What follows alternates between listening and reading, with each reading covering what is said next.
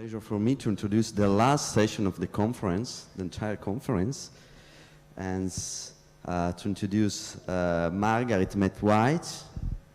She's head of Screenwriting and Contextual Studies in the Griffin Film Schools in the Griffith University of Australia. She has a master in Screenwriting and a PhD in Film and New Media. Margaret has worked in film post-production and PR, including as commissioning editor in Wiley Publishers. I'm looking forward to reading her book, coming out with Palgrave. The title is Work in Progress, the Writing of Short Changes. So the floor is yours, please. Thank you. And thank you very much for having me at this conference. It's been absolutely mind-blowing, and I don't know what's happening to all those alpha waves and cortexes and things in my brain, but they are going haywire with inspiration. So this paper takes a step towards aligning research from the field of screenwriting as creative practice with research into creativity, psychology, and neuroscience to gain deeper insights into the processes of creativity as practiced during the iterative and recursive craft of screenwriting. It proposes practitioner-based inquiry, PBE, as a research methodology to link research across domains, to move beyond simple task-based measurements of creativity, to provide a deeper understanding of its neural basis, and therefore assist screenwriters and ultimately other key creatives in the film industry, editors, cinematographers, directors, producers, etc., to develop their work by consciously activating the processes of creativity. So let's start at the beginning of the research journey. I have been researching creativity, screenwriting, and filmmaking for over 20 years. I had been a teacher of English and French, had worked in corporate communications and video production in Australia and overseas, and was commissioning editor for Wiley Publishers. Then one day my world changed. I went with my husband, my young son, and my new baby to a family reunion at an abandoned cottage on a remote, dry, and barren Queensland farm. I discovered a family story that chilled me to the bone. My great-aunt by marriage, Mary Magdalene, had murdered her 3 young children by drowning them in the bath and putting them to bed as if nothing had happened. That day we went and visited the children's graves. That was my moment of inspiration and insight. I wanted to write about and explore how and why a woman could murder her children. The thing was, I did not think I knew how to write fiction and be creative, although I had been a writer or worked with writers all my life. I thought creative people must have been touched by the hand of God. I really did. And their ideas and works come fully formed. So I set off on the journey that has brought me here today. I did my master's in screenwriting by creative practice around the script inspired by Mary Magdalene's story. So why am I telling you this? I tell you this because I know the journey. I have spent 20 years researching and teaching in the field, and still I do not have the answer to what I believe is pivotal to the success of each and every screenwriting student I teach. The insight to know and understand their creative practice, the confidence to develop their passion, their own personal voice, and the resilience to withstand the inevitable roadblocks they will meet. Teaching the craft is the easy bit.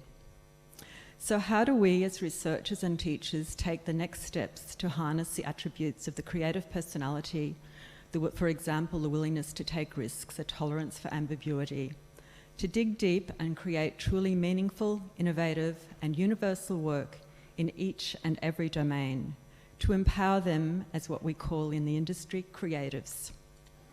So next, these slides, by the way, are from a creativity workshop where we took some of our students to China to be inspired by the work of Lao She, which inspired the Italian film De Sica's Bicycle Thief, for example, and inspired some of the student work.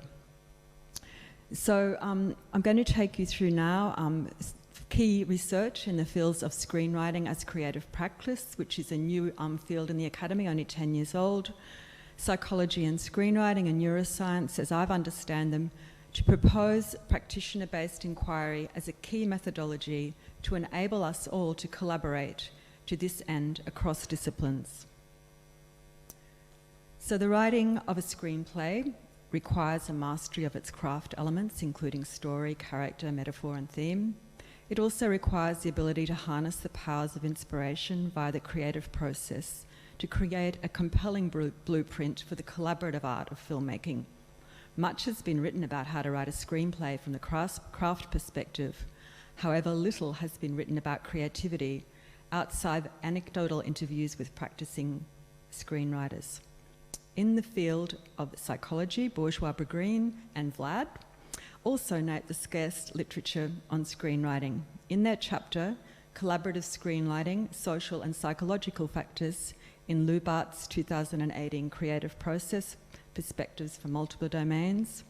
In the second part of this study, they investigate how a group of 6 students learned script writing as reflected by a weekly self-report during stages that they specified of the creative process.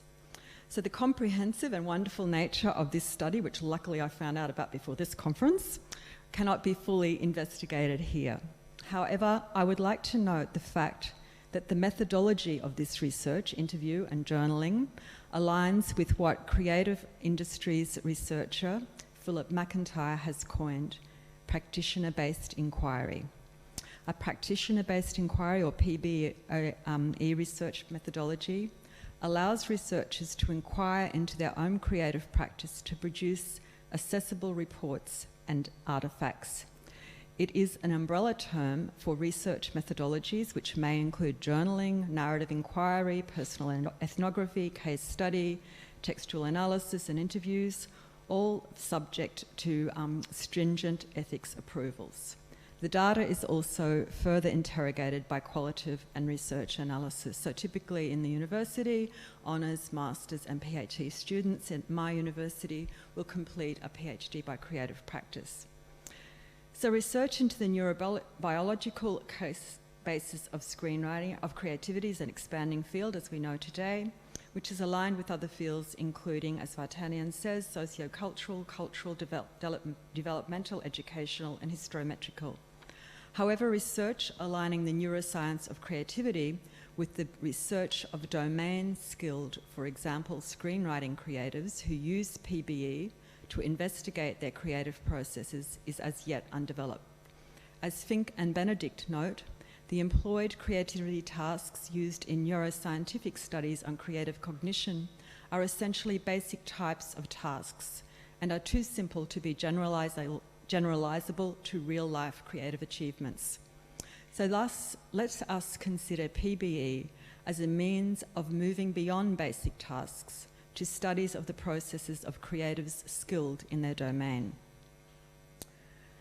So I'd like to introduce you to 2 of my PhD students, Catherine and Joe, who in Australia, which is one of the world leaders with the UK in the field of screenwriting and filmmaking by creative practice. PBE research methodology reaches its zenith with the PhD or Masters by Creative Practice, which combines both a creative or studio work, for example, a feature film script, a tonal short and a feature film, plus an exegesis which investigates the research question. So these are my 2 students, Catherine and Joe, as well as other master's students that I have taught.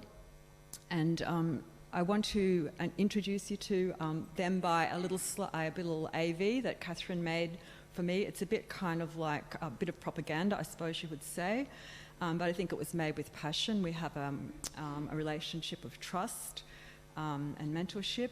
And then I'm just going to show you some slides which are extracts of their journals, which are basically journals about their creative practice. They haven't been analysed in terms of their insights into creativity data. Every filmmaker is the subject of their story, and I always try to portray a lot about my experiences. And that's why I like to live intensely, because I believe it makes me a better script writer. Script writing and the capacity to direct my own scripts instills a sense of catharsis that enables me to explore and reconcile a sense of personal calm with the skeletons in my closet. The running theme throughout all the protagonists in my film is actually that they're all massively insecure in their masculinity and whether they're a man or how they're going to become a man or what is a man. One really important epiphany that I had in Margaret's class is I had this realization of what my films have all been about is complicated male love. I was raised on the threshold of two countries, two cultures, an indigenous traditional integrity and a modern, polished affluency. And film allows me to explore this paradigm in a very personal, intimate and effective way. I was extremely insecure about what I was writing. First of all, because I just didn't know, it was something so new for me. And I was so scared to be judged by other people. She was the only women who read the script and could, in a way, understand how hard it was for me, to be writing. That caring way to say, you can do more and you can go push yourself further because you can do so much more. And then she started actually showing techniques that I could write better, my treatment, how was the right words to use it, because of course English is not my mother tongue, so for me it was even more challenging. But then she told me there's no problem at all, it doesn't matter. Your voice is your voice, and doesn't matter if it's in English, if it's in Portuguese. It's something universal, something that everyone can understand, because that's emotion, feelings. And this is something that we all share. So you'll see that they have very different responses in their journals. So this is just an excerpt of Catherine's journal. Basically, they gave me these excerpts for this presentation. So they're as yet unpublished research from their PhDs.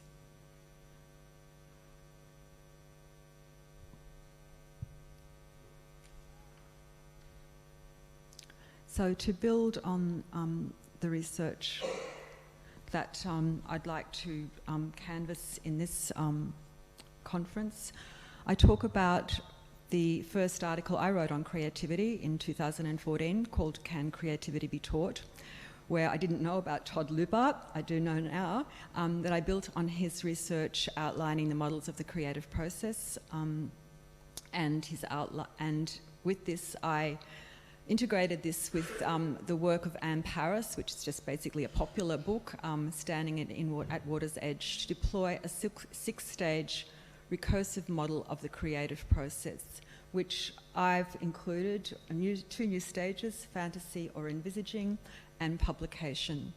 So to briefly investigate just one of these stages, because we haven't got a lot of time,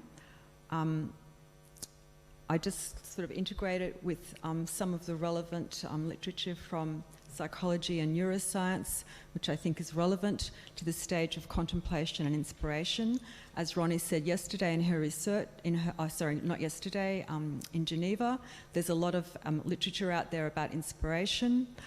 In the field of screenwriting, there's countless books about creative exercises, automatic writing, association games, improvisation, etc. But there is little work bringing that together in terms of how we can help our students to consciously activate their creative process. So at each stage of the creative process that I have outlined, I've started to work aligning psychology and neuroscience, the articles that I found, many of them written by you guys here today, with insights that I can draw to help my students.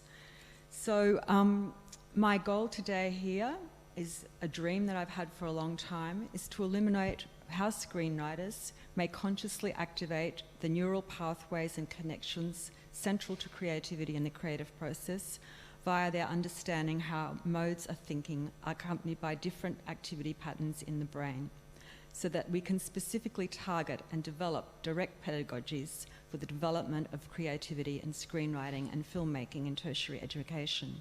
So just as a postscript on my way here, as I was stuck in Heathrow Airport for an extra 10 hours on my 24-hour plus journey here, I opened my email to find that the Dean of my faculty, Arts Education and Law, had granted me a sabbatical for next year based on, it was a dream. I said, I want to come here, I want to make connections with people, I wanted to do interdisciplinary research, I want to come back to Europe and stay for a while. And the application was granted. So it's the first step of the dream. I've been kind of annoying a lot of you, I suppose, about, okay, when can I come and see you again? So that's why I'm here, I suppose. Thank you.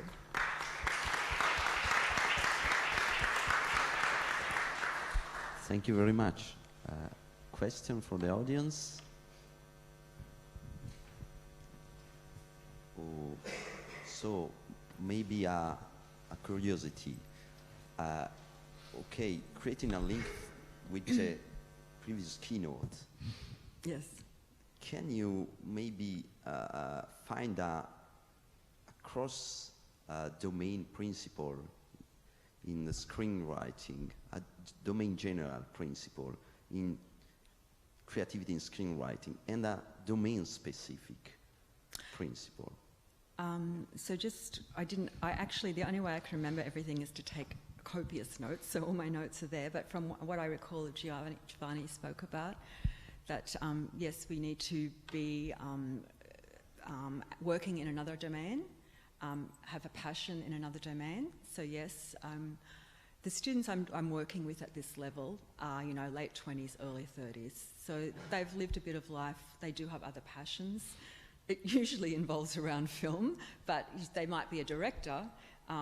But in film, your other passion could be, screenwriting. But Catherine, who is actually arrived in Bologna yesterday, is being funded by our university to come to the film festival at Bologna, to be mentored by Jane Campion, the director of The Piano, the first woman an Australian to win an Academy Award for the piano as a scriptwriter. She travels, she's passionate about life. So I think that's, just passionate about life, maybe having another passion, but being open to experience.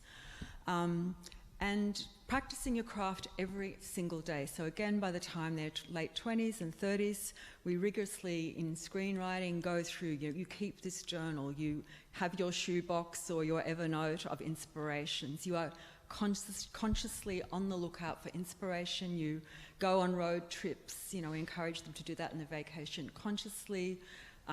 Being a magpie, an Australian bird who kind of has a bricolage to build its nest of gems, jewels, inspirations from everyday life. Thank you very much. So another round of applause. Thank you. Okay, I just switch. Yeah.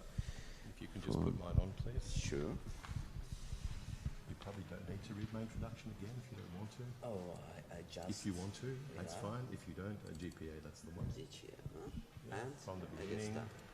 So, we already know Tim Patston. He has already been introduced to the audience. Thank you. What I learned from him in these days is his passion on creativity and creativity. Yeah, I love it. And teaching creativity. Absolutely. And I'm looking forward to hearing your second presentation. Thank you very much. I'll just start by saying to Giovanni, when I'm speaking to students about creativity, I've used the term parallel passion for a long time. It's not enough to have one passion, you must have another one in order to make sure that your life is rich and full. So, or 26 if that suits you, absolutely. Okay. It is almost 5 o'clock and everyone's really tired like me, so I'm just going to smash through this. However, it's really exciting, so please pay attention and we'll keep going. So, you've seen the building, that's lovely. This is really exciting. People want to know what is the impact of creativity upon educational outputs. This is the big question for education. If we teach students to be more creative, it's great that they're more creative, but it's not great if their marks go down. So, we thought we'd better do a study. So I'll be very quick. Most of the work done with school children looks at self-report often their domain general, torrents or rats, that kind of thing. So we looked at school reports. NAPLAN is the Australian measure, which they do in grade 5, 7 and 9. So when they're sort of 11, 13 and 15 years old. National test in mathematics and English. We also looked at the students' grade point averages. We also looked at a self-report creativity measures, including the Big Five, IRT, KDOX, creative self-efficacy, which has come up quite a bit today, creative personal identity, which I actually think is quite important, but we haven't heard so much. We also looked at creative mindsets and creative trait. As you can see, this was a really big study using lots and lots of measures because I had lots and lots of questions. And because it's the school that I work at, I just said, kids, answer the questions. It's really good. Okay, I had to put one Australian animal up there, and Vlad said he was a koala before, so that's for you, Vlad. The students had to do a divergent thinking task. Good question. Write a list of the things that might happen if people didn't sleep. I don't know if you know about koalas, but they sleep like 23 hours a day. So that's why our little Australian friend is there. And we also did a little bit of rat work, which I'm sure we've heard a couple of things today. So then, as Beck said in her presentation before, this is the same study. We did the maths task and the photo caption task. That's a different one that you've seen. Okay, here are the numbers, 1391, and as Beck said in her presentation, we tested them 4 times in 2016 and again 2 years later. So we have a longitudinal journey for these students. And here's the results. So the dependent variable was the student's GPA. What are the marks the teachers give them? All of the predictors that we used, and you saw there was quite a list before, predicted 35.5% of the variance, which is good. NAPLAN accounted for 22% of the variance in their GPA, which is kind of a bit odd, except NAPLAN, any country has got national testing. Is it really good? Hands up if your country has really good national testing. Thank you. Okay, so yeah, and it's the same for us too. And so the teachers say we've got this national test, but it doesn't actually prove much, and this sort of supports that maybe a little bit. We also found, however, that some of the measures don't work with kids. And that's because most of the measures were actually trialled at universities because that's where the easiest population is to access. However, if you give students language that's suitable for university students but not suitable for kids, then the kids don't do very well. And we had a really big problem with the rat in that sense. The kids just didn't get it, so we probably won't use it again. Okay, this is the cool part. Just have a look at those numbers. So it's important that you understand this is variance. It's not scores. So we're not saying that students who actually got a higher score in creativity got a higher score in their GPA. But what we are saying is that some of the variance in GPA can be explained. And the most interesting part about these findings are that creativity, now IRT is the intellectual risk-taking, which is really good. Flexibility from the divergent thinking tasks is really good. Above fluency, which I thought was really interesting, and also most interestingly for us, their creativity in mathematics, above and beyond their verbal and written, but their verbal creativity. This is the absolutely exciting part. It also predicted a slightly higher percentage of the variance than personality, including conscientiousness. Now, I've heard a lot of people say in the last couple of days, conscientiousness is the absolute big thing. Agreeableness came up a lot. I think you were talking about agreeableness quite a lot. I have these ideas that puberty probably has a lot to do with creativity. I think the social side of puberty could well in fact have a negative impact on creativity. If anyone wants to do that study with me, please come and let me know. I'd love to do it. And also independent of age, which I thought was really interesting too. They say that age has a lot.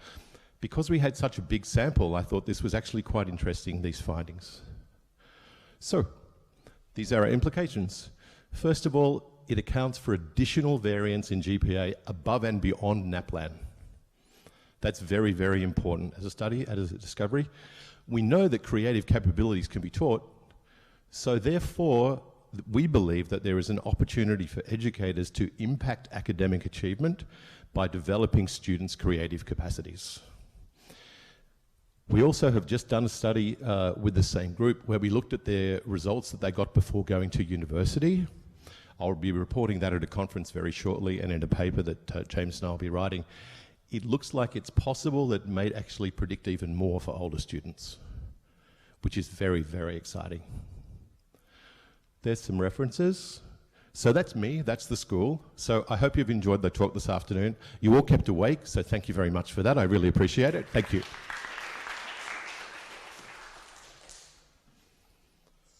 So, time for questions. Yep, Ronnie.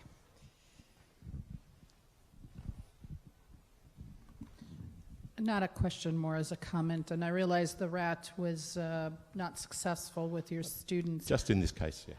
What I'm finding in my own research, that rat is a much better predictive of the convergence aspect of creativity, which would be kind of overlapping with your GPA and your testing. So once you put the tests in, I just don't think there's much for it to do, regardless of whether it's successful or not. So I'm not surprised by this finding. No, it's interesting too, and because I work a lot with teachers, they didn't like it very much as a measure because for them, they sort of thought it depended on what the kids' level of usage was like in the English language. And particularly some of the rat questions are very idiomatically American, so that using them within an Australian context would not work, translating them would be a little difficult. So there were some other aspects there that the teachers found a bit tricky. If anyone's interested in doing collaborative research on this stuff, please come and find me. I'd love to do it. Thank you very much for your time today.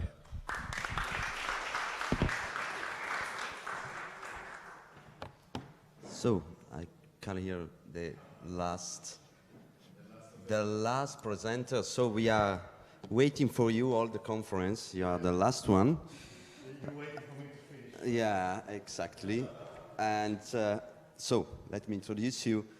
Dimitrios Zbainos is an assistant professor in Harokopio University. He had his PhD in the Institute of Education, University of London, and he taught in primary school in the Department of Psychology of the University of Crete, in postgraduate courses in School of Philosophy, University of Athens. He published many articles in international and Greek journals, and is vice-president of the Executive Committee of the Hellenic Association of Education Assessment. So, finally, the floor is yours. Yeah, okay. Thanks very much. I'll try to shout to wake you up. Not everyone, I didn't manage it. But anyway, I need to be fast. So let me tell you about a few things, of the framework of this study. What I'm trying to do, in the past few years, is to develop students' creativity. Yeah. And what we try to focus on is assessment of creative potential of students. And this is a very tricky thing. And one thing there is how to assess it. You have all those tests. And we try to use dynamic assessment, which is something I don't know if you're familiar with, but anyway, this is not what I'm going to present now. But part of it, another aspect, beyond assessment of the cognitive abilities that underlie creativity, there is motivation. And if you want to develop students' creativity, you need to know more or less the potential of the children, and then to motivate them to express that potential to the greatest possible extent. So part of it is motivation. And this is a study about achievement goal orientations of creativity. And I'll tell you what I mean. I'll try to be fast. I don't know how this works. Push down. Where? There. Down, the arrow down. Down. Okay, I was pushing up. Okay. The first thing that we all know about creativity, and usually we keep talking about, is about intrinsic motivation. Yeah. Hennessy, I think that in the Cambridge Handbook of Creativity, I think they have published it recently, but this is the old one. It mentions that more than 30 years, investigations reveal that environmental constraints, including expected rewards, expected evaluation, and competition, can be powerful killers of intrinsic task motivation. And then the motivation principle of creativity, intrinsic motivation, is a conductive creativity, and the extrinsic motivation is almost always detrimental. And this is what we have been learning all these years, and I'm not very sure that this is the case. That's why we carried on. No, this is what we found from this study. So there has been a debate about the undermining effect of extrinsic motivation. Yeah. So you have the Deci or Deci, I don't know how he's pronounced. But do you know by any chance? Deci. Is he Deci? Anyway, Ryan is his, they always go together, those two. So Deci and Ryan, I don't know, I call it Deci, the Italian way. So Deci and Ryan, they are the ones that they have introduced intrinsic motivation. They have been arguing, about the detrimental effect and everything. But then you have those like behaviorists with Eisenberger and, that kind of people that they said, no, it's not the extrinsic motivation, but the use of rewards and everything that has to be changed. And then you have somewhere in between, lots of meta-analysis, lots of people, working on those areas that they say, that extrinsic motivation and intrinsic motivation can have an additive effect. And these are usually, in the motivation literature, what we usually have is we have intrinsic motivation, and you have another school of study, the social cognitive theorists, based on Banduras and all those people, that they have been studying motivation from another perspective, from achievement goal orientation. So what we have, this is Dweck and her friends, you must have heard of her. They, in the late 70s, mid-70s, somewhere there, they started saying that, there are two, where they were trying to understand whether some people persist and they keep on working while other people feel frustrated and they give up. And then they came up with goal orientations, and they said, that there are some people who set learning goals, which are later were used in the literature as mastery goals, that they enjoy what they do, and they want to learn, and they want to learn all the processes that are behind learning.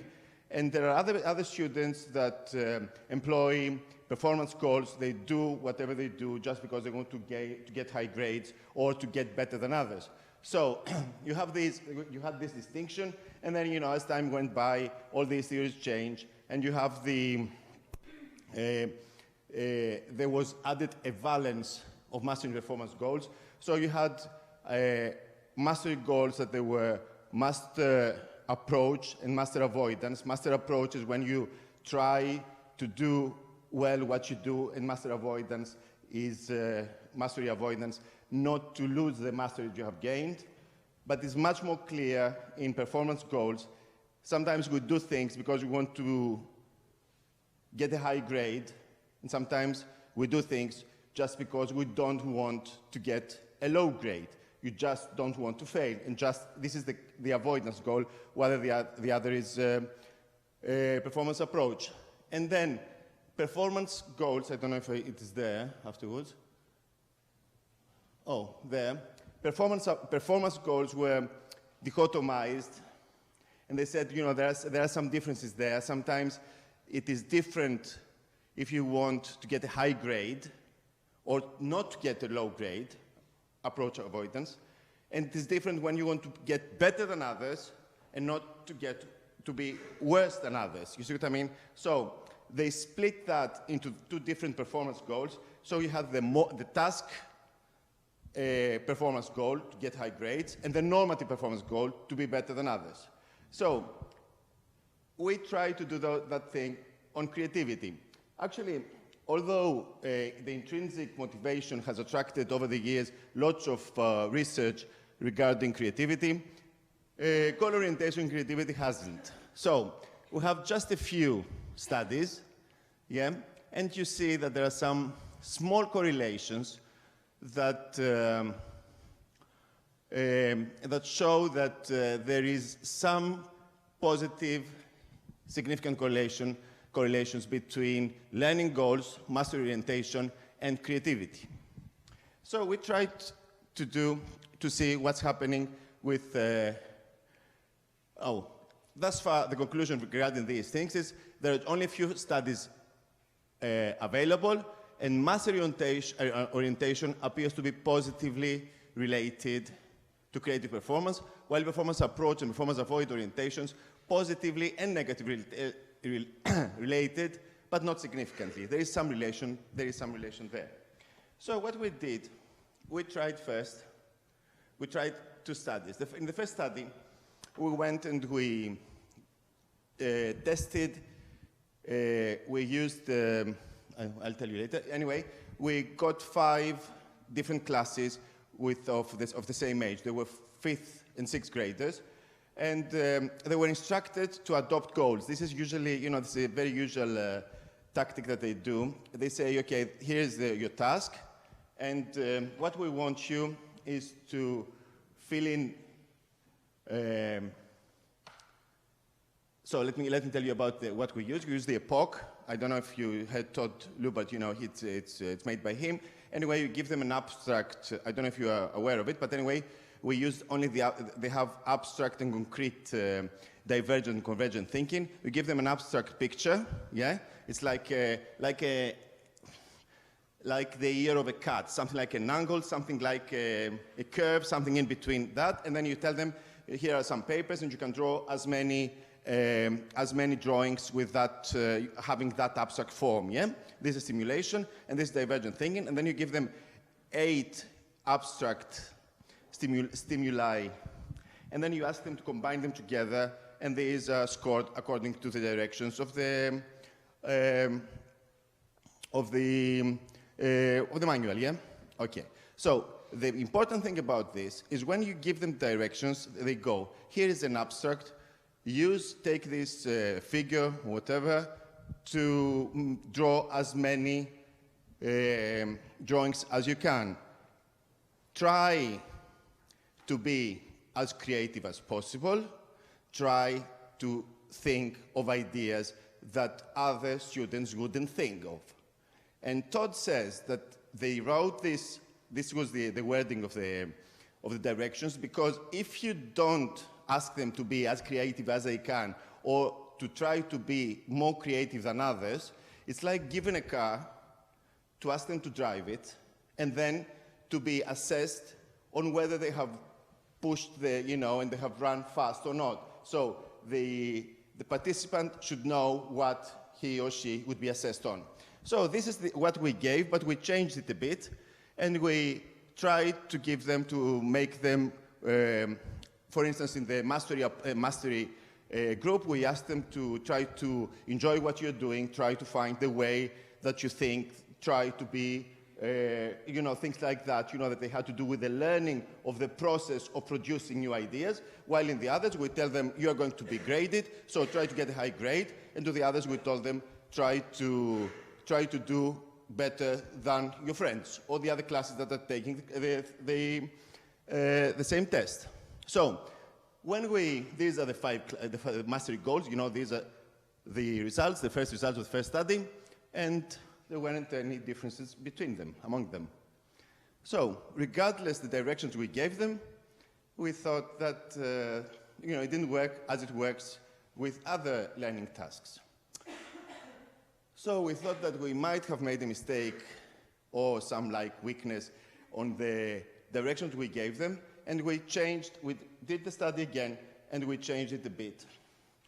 So what we did there, we had the same year group, the same children of the year group. We didn't give them any, I forgot to tell you, that after they finished with their task, we asked them, why did you do this task? To mark, to check on the goal that they had been asked to follow, okay? Those ones who didn't were excluded from the analysis. So what we did, we gave them without, just the directions of the test, without instigating any goal orientations. And then we asked them afterwards to just take what goal they adopted. All right? So, when we did that, we found, surprisingly, that 42.5% of all the students, they had adopted an outcome performance approach goal, which means that they did it because they wanted to get high grades. They weren't at all intrinsically motivated. I mean, they didn't enjoy, they didn't do for learning. Then, followed by normative performance approach. which is that they wanted to be better than the others. And then you can see how it goes. Mastery goals is afterwards very clearly to, 22 is mastery goals, sorry. Then it is normative performance, and then the avoidance goals were just small one-digit percentages. Then what we did, we compared the performance of these groups comparatively, and that was surprising as well, because we found, you can see there there is the mean, yeah. The outcome performance goals got the highest scores. The normative performance approach goals were the ones with the next, yeah, followed by normative performance avoidance, the ones who just didn't want to be worse than others, and followed by outcome performance avoidance goals, which means, that they just didn't want to get too low grades. And those ones who did it because they liked it and they enjoyed it, they got the lowest possible scores. This is absolutely different from what we would expect and from what other studies in other learning tasks have shown us. So, the discussion is only starting now. Why is that? What went wrong? Why did they do it? Is it because we made it with some flaws or weaknesses in our methodologies or in the way? We did it once like that, and then we changed the methodology. The results weren't, they were even more striking in the second study. Or is it that when you ask children to perform better than others, they get performance, their goal is normative performance approach. They want to get better. And when we say in creativity, and this is how I'm going this is going to be my last sentence. When you say we want to be original, don't we all have in mind that we have to be different than the others? If we have that in mind, don't we really compare ourselves to others, try to think, this is a theory of mind, another thing that we're doing with little children. What would the other person think of and try to use to produce a new idea? Do you remember you did about the sticky notes and everything, about the ownership of the idea? That was really good, that they didn't want to show that they didn't say my idea, but what I have written and everything, but people were trying to show that their idea was the most original.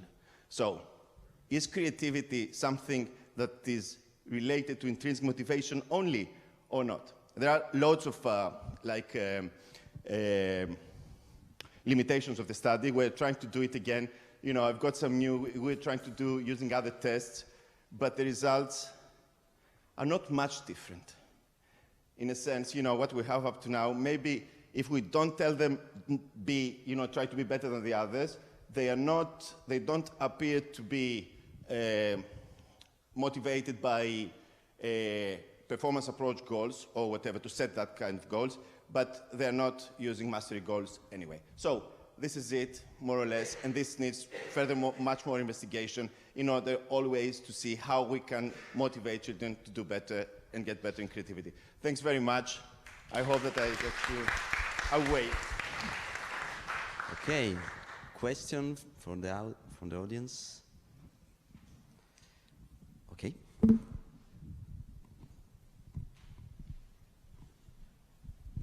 Thank you. That's very interesting. How old were the children? They were, the mean age was about 11-ish. The mean age. They were, okay. From 5th and 6th grade. So, they were. And the rest of the lessons that they're doing, so in the rest of their schooling, are they encouraged to?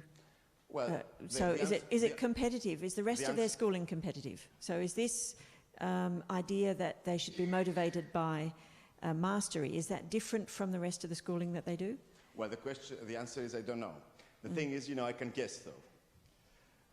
Well, in schools in general, you know, children ask when they go home, in general, I don't know if it happens only in Greece, but everywhere, we say, what grade did you get? You say, oh, I got that grade. So this is, first of all,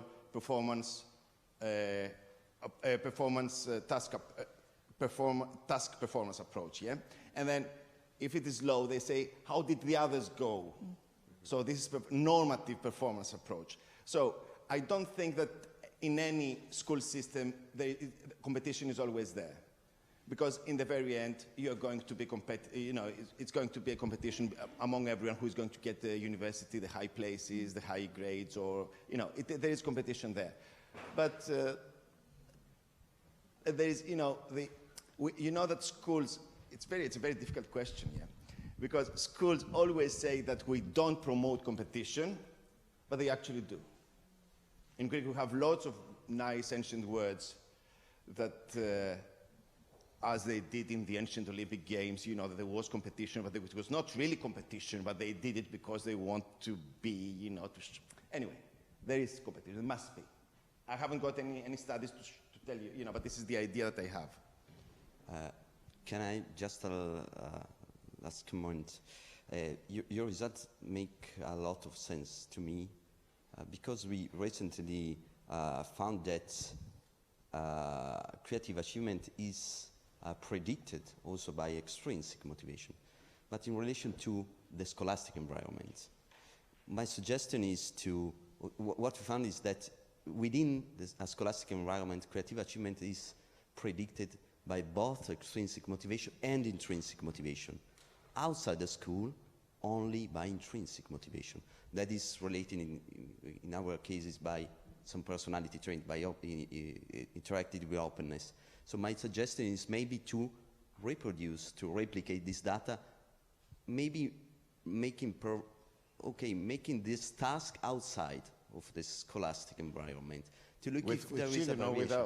With children or with adults, because you don't, with children, at home, not at school. It changes a lot. The context changes a lot. Maybe.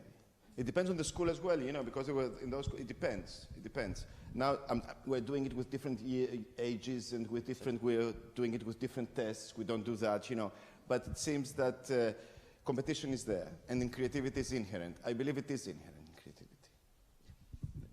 The lady down there. Yeah.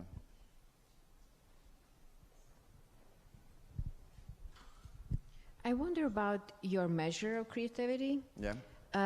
So mastery is related to having meaning and seeing purpose in what you are learning and in what you are engaging in the task. And by definition, the kinds of tasks that are these divergent thinking types of tasks are devoid of meaning by design and for good reasons, for experimental reasons. For control reasons. So I wonder if you had a different measure of creativity that is more tapping into what kids are interested in, or where they can put more of themselves and what is important to them. Maybe you could find something different in terms of mastery. I completely agree with you. But that's why we're using them. For instance, a POC is potential of creative potential, yeah? And we're using Torrance test as well. They are very standard measures of creative potential. I'm just disputing them. I'm not saying that, but this is how it is. Although they are supposed to be, yeah, I'm sure that if we gave them paint something that you like, yeah, or give them for instance, in another study we gave them the word, and the machines won the war. Take a piece of paper and draw something, and then you give them the consensual assessment technique, to be assessed. I'm sure that it could be completely different. Yeah. Thank you. Thank you very much. Thanks very much. Thank you very much.